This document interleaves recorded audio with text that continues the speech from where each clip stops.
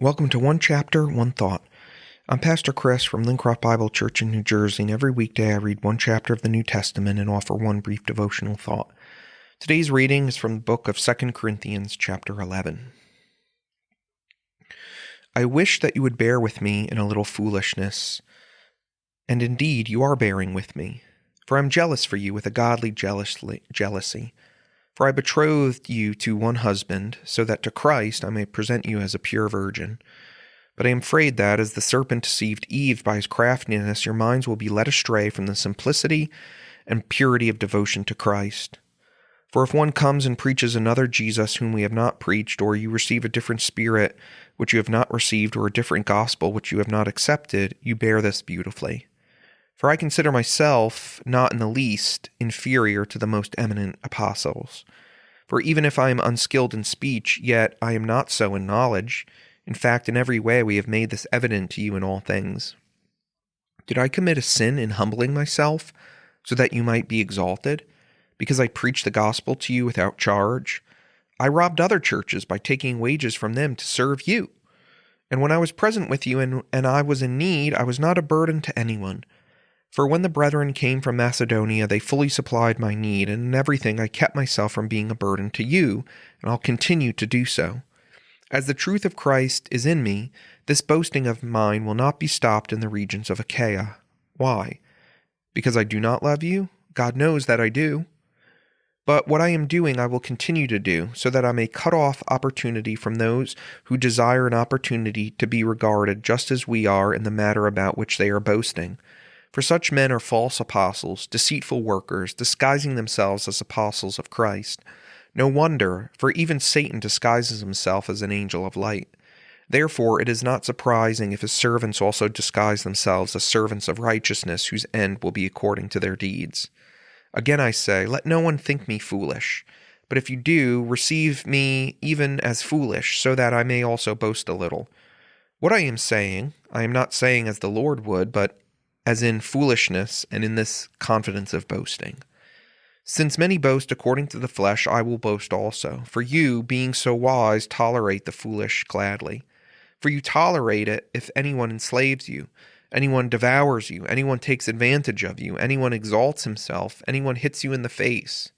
To my shame, I must say that we have been weak by comparison. But in whatever respect anyone else is bold, I speak in foolishness. I am just as bold as myself. Are they Hebrews? So am I. Are they Israelites? So am I. Are they descendants of Abraham? So am I. Are they servants of Christ? I speak as if insane, I more so. In far more labors and far more imprisonments, beaten times without number, often in danger of death. 5 times I received from the Jews 39 lashes. 3 times I was beaten with rods. Once I was stoned. 3 times I was shipwrecked. A night and day I have spent in the deep. I have been on frequent journeys and in dangers from rivers, dangers from robbers, dangers from my countrymen, dangers from the Gentiles, dangers in the city, dangers in the wilderness, dangers on the sea, dangers among false brethren. I have been in labor and hardship, through many sleepless nights and hunger and thirst, often without food and cold and exposure.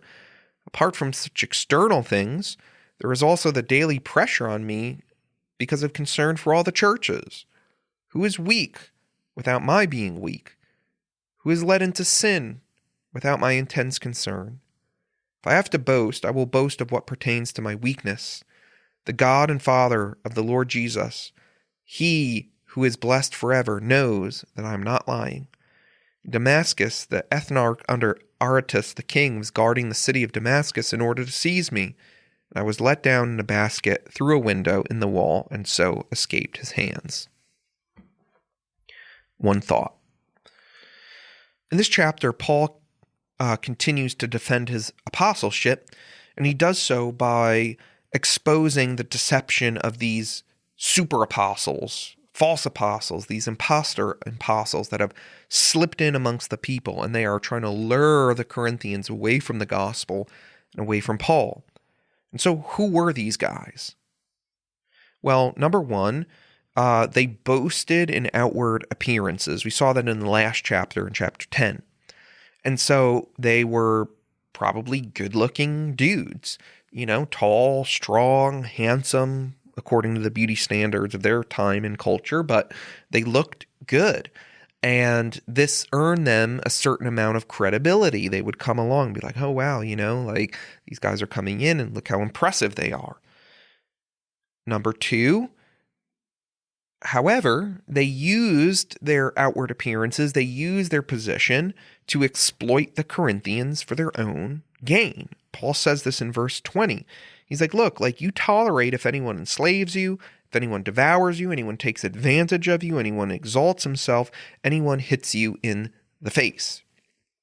Surprisingly, the Corinthians were mad at Paul because Paul would not take money from them. Isn't that interesting?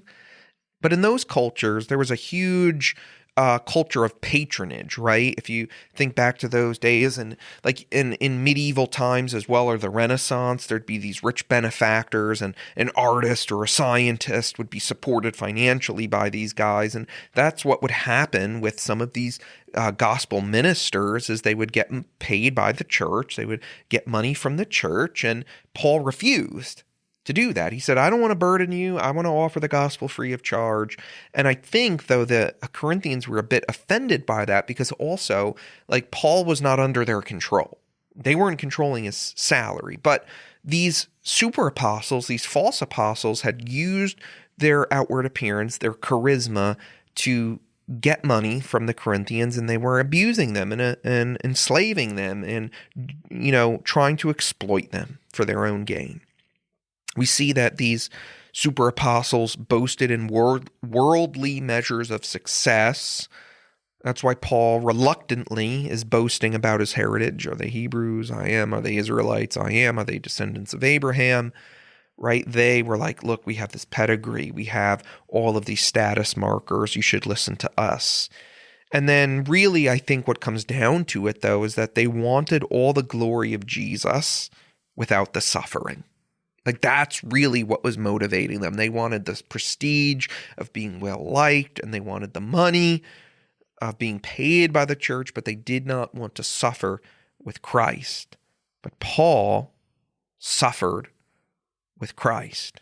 The super apostles boasted in outward strength, impressive speech, personal gain.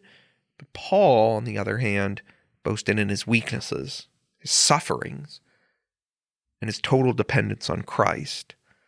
The false apostles built their ministries on appearance and self-promotion, but Paul's ministry was built on humility, sacrifice, and truth. The difference is clear. One sought to glorify self, but Paul sought to glorify Christ. And as we follow Jesus today, we need to reject the pull towards self-exaltation, but instead embrace the way of faithful, humble service that points others to Jesus alone.